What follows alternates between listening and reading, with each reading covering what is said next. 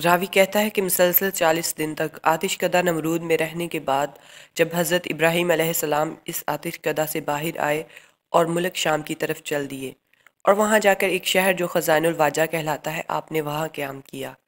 اس شہر میں پہنچنے کے بعد کیا دیکھتے ہیں کہ ہزاروں آدمی نفیس لباس پہن کر ایک عظیم الشان میدان کی طرف چلے جا رہے ہیں۔ حضرت ابراہیم علیہ السلام نے یہ دیکھ کر وہاں کے لوگوں سے دریافت کیا کہ تم لوگ سب کے سب نفیس لباس پہن کر کہاں جا رہے ہو؟ انہوں نے کہا یہاں ایک بادشاہ کی شہزادی ہے اور وہ سب جمال ہے اور خیال یہ کیا جاتا ہے کہ اس جیسا آج تک سارے عالم میں کوئی نہیں ہے، اور ہر ملک کے بادشاہ اور شہزادے سب اس کی خواستگاری کرتے ہیں اور وہ شہزادی کسی کو قبول نہیں کرتی اور وہ یہ کہتی ہے کہ میں اپنی پسند سے شادی کروں گی۔ آج تقریباً 7 دن ہو رہے ہیں لوگ برابر وہاں جاتے ہیں اور اس کا طریق عمل یہی ہے کہ سب جب جمع ہو جاتے ہیں تو وہ شہزادی خود نکل کر دیکھتی ہے لیکن پسند کسی کو نہیں کرتی۔ جب یہ بات حضرت ابراہیم علیہ السلام نے سنی تو انہوں نے لوگوں کے ساتھ جانے کا ارادہ کیا اور اسی میدان کی طرف چل پڑے۔ ایک گوشہ میں جا بیٹھے جب دوپہر ہو گئی اور تمام لوگ حاضر ہو گئے تو وہ شہزادی اپنے ساتھ 70 خواصیں لے کر اور تاج زری سر پر رکھ کر نقاب چہرے پر ڈال کر ایک تہرن زری جوہرات سے جڑا ہوا ہاتھ میں لے کر میدان میں جا کر ایک سرے سے سب کو دیکھنے لگی۔ جب حضرت ابراہیم علیہ السلام کے پاس پہنچی دیکھا کہ ایک نور ان کی پیشانی پر چمکتا ہے۔ وہ نور حضرت محمد صلی اللہ علیہ وآلہ وسلم کا تھا۔ وہ شہزادی اس نور کو دیکھ کر ان کے حسن و جمال پر عاشق ہو گئی اور تہرن زری کو حضرت ابراہیم علیہ السلام کی گود میں ڈال دیا اور خود تخت پر جا بیٹھی۔ اس کے بعد بادشاہ وقت کے لوگ حضرت ابراہیم علیہ السلام کو بادشاہ کے پاس لے گئے۔ در حقیقت وہ نور جس پر شہزادی عاشق ہوئی وہ نور محمدی صلی اللہ علیہ وآلہ وسلم تھا جو حضرت ابراہیم علیہ السلام کی پیشانی پر نمودار ہوا تھا۔ بادشاہ نے اسے دیکھ کر اپنی بیٹی کی طرف نگاہ کی اور کہا اے بیٹی، نیک شوہر تو نے پایا مگر مرد غریب ہے، کچھ فائدہ نہیں دے گا۔ آخر الامر سب امراؤں نے مل کر حضرت ابراہیم علیہ السلام سے اس کی شادی کر دی اور تمام رسومات بادشاہانہ ادا کی گئیں اور سارے شہر میں خوشی منائی گئی۔ اور یہ بھی بعض روایتوں سے معلوم ہوتا ہے کہ مانند حضرت سائرہ خاتون کے اور حضرت حوا علیہ السلام کے نہ کوئی حسن و جمال میں ہوا ہے اور نہ ہوگا الا ماشاءاللہ۔ اور شادی کے چند ماہ بعد حضرت ابراہیم علیہ السلام نے ملک کے شام کی طرف جانے کا قصد کیا۔ سائرہ خاتون نے کہا کہ میں بھی تمہارے ساتھ چلوں گی اور بغیر تمہارے میری زندگی محال ہے، لہٰذا مجھ کو بھی اپنے ہمراہ لے چلو۔ حضرت ابراہیم علیہ السلام نے فرمایا کہ تمہارا باپ تمہیں نہیں جانے دے گا۔ سائرہ خاتون بولیں کہ میرے باپ کی قدر تمہارے وجود کے سامنے میرے نزدیک کچھ بھی نہیں، اگر چھوڑے گا تو ٹھیک ورنہ بے حکم اس کے تمہارے ساتھ چلوں گی کیونکہ تمہارے بغیر زندگی محال اور وبال ہے۔ پھر سائرہ خاتون نے اپنے باپ سے رخصت مانگی، اس نے ان کو اجازت دے دی۔ تب حضرت ابراہیم علیہ السلام سائرہ خاتون کو لے کر شہر سے نکلے اور اللہ تعالیٰ کا حکم بھی یہی تھا۔ راستے میں کچھ لوگوں نے کہا کہ اے ابراہیم علیہ السلام، مصر کا بادشاہ بڑا ظالم ہے اور عورتوں کی خواہش بہت رکھتا ہے، بالخصوص عروس نو کا بہت زیادہ شائق ہے اور بہت جلد اس طرف مائل ہو جاتا ہے، اور اس کے راستہ پر 10 آدمی متعین رہتے ہیں۔ جو کوئی مال و اسباب مصر سے لے جاتا ہے تو اس کو پکڑ کر اس سے اس مال کا محصول لیتا ہے، اور اگر کوئی سوداگر اپنی بیوی کو ساتھ لے جاتا ہے تو وہ اس عورت کو اس سے چھین لیتا ہے۔ یہ سن کر حضرت ابراہیم علیہ السلام اندیشہ کرنے لگے کیونکہ حضرت ابراہیم علیہ السلام ناموس میں بزرگ تھے اور سائرہ خاتون کے برابر حسینہ سارے جہان میں کوئی عورت نہ تھی، اصلاح کے سوا اور کوئی راستہ بھی نہ تھا۔ آخر الامر ناچار ہو کر ایک صندوق بنا کر حضرت سائرہ خاتون کو اس میں چھپا کر قفل لگا دیا اور صندوق کو اونٹ پر کسوا دیا۔ جب شہر میں جا پہنچے تو محصول والے آ کر صندوق کھولنے لگے تاکہ اس کی جنس کو دیکھ کر اس کے موافق اس کا محصول لیں۔ اس پر حضرت ابراہیم علیہ السلام نے کہا کہ صندوق مت کھولو، اس کا محصول جو ہوگا وہ میں دوں گا، اور اگر تم چاہو تو صندوق کے وزن کے برابر سونا چاندی لے لو تو بھی تم کو دے دوں گا۔ یہ سن کر اور بھی زیادہ اشتیاق ہوا کہ نامعلوم اس میں کیا چیز ہے، ضرور کھولنا چاہیے۔ چنانچہ انہوں نے بالاسرار اس صندوق کو کھولا تو دیکھتے کیا ہیں کہ ایک عورت صاحب جمال حسن مملوء آفتاب کی مانند اس میں بیٹھی ہے۔ جس کا ثانی اگر تلاش بھی کیا جائے تو ملنا ناممکن ہے۔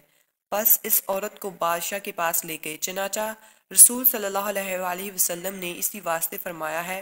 ترجمہ: بدترین آدمیوں میں راہ کے نگہباں ہوتے ہیں، یعنی مراد اس سے ہے محصول لینے والے۔ جب محصول والے حضرت ابراہیم علیہ السلام اور سائرہ خاتون کو بادشاہ کے نزدیک لے گئے تو اس بادشاہ ملعون نے پوچھا کہ یہ عورت تمہاری ہے؟ حضرت ابراہیم علیہ السلام نے اس بادشاہ کو جواب دیا جو اسلامی جواب تھا۔ آپ نے فرمایا کہ یہ میری بہن ہے، اور بیوی کو بہن کہنا ازروِ شریعت درست ہے۔ یہ جواب سن کر اس ملعون نے کہا تم اپنی بہن کو مجھے دے دو۔ تب حضرت نے فرمایا کہ وہ اپنی ذات کی مالک ہے۔ سائرہ خاتون نے کہا معاذ اللہ، یعنی میں پناہ مانگتی ہوں میں اللہ تعالیٰ سے۔ وہ ملعون یہ سن کر ہنسا اور حکم کیا کہ ان کو حمام میں لے جاؤ اور نہلا دھلا کر اور لباس فاخرہ پہنا کر خوشبو سے معطر کر کے میرے پاس لاؤ۔ بحکم اس ملعون کے ایسا ہی کیا گیا۔ جب وہ تمام کام سے فراغت پا چکی تو اسی وقت اللہ تعالیٰ نے حضرت جبرائیل علیہ السلام کو بھیجا کہ پردہ حضرت ابراہیم علیہ السلام کی آنکھوں کے سامنے سے ہٹا دیں، تاکہ حضرت ابراہیم علیہ السلام وہ تمام گفتگو جو ملعون حضرت سائرہ خاتون کے ساتھ کرے سن سکیں اور ان کے تمام حالات اپنی آنکھوں سے دیکھیں۔ جب جمال مبارک حضرت سائرہ خاتون کا اس ملعون نے دیکھا تو فوراً اس نے دست درازی کا قصد کیا۔ اسی وقت اس کا ہاتھ شل اور خشک ہو گیا۔ پھر اس نے چاہا کہ بیعت بھی کرے، تب اللہ تعالیٰ کے حکم سے اپنے زانوں تک زمین میں دھس گیا۔ جب اس کا کوئی بس نہ چل سکا تو فوراً کہنے لگا یہ عورت تو جادوگر ہے۔ حضرت سائرہ خاتون نے اس ملعون سے کہا اے بدبخت، میں جادوگر نہیں ہوں، لیکن خاوند میرا خداوند قدوس کا دوست ہے جو سب کی نگہبانی کرنے والا ہے، اور میرا خاوند خدا کریم کی بارگاہ میں دعا کرتا ہے تاکہ تو مجھے بے عزت نہ کر سکے۔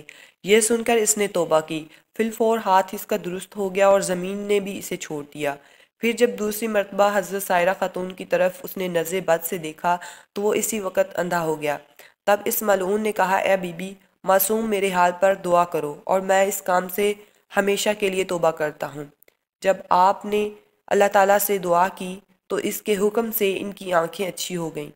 پھر جب حالات ٹھیک ہو گئے تو غلبہ شیطانی سے عہد شکنی کرنی چاہی کہ میں حضرت سائرہ خاتون پر دست دراز ہوں، تو اسی وقت تمام بدن اس کا خشک اور شل ہو گیا اور پھر آنکھیں جاتی رہیں۔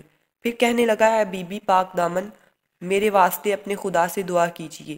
حضرت سائرہ خاتون بولیں کہ اے بدبخت، یہ دعا میری نہیں ہے بلکہ میرے شوہر جو میرے ساتھ ہیں ان کی دعا ہے، اور وہ خداوند کریم کے دوست ہیں، اگر وہ چاہیں تجھے معاف کر دیں، چاہیں تو نہ کریں۔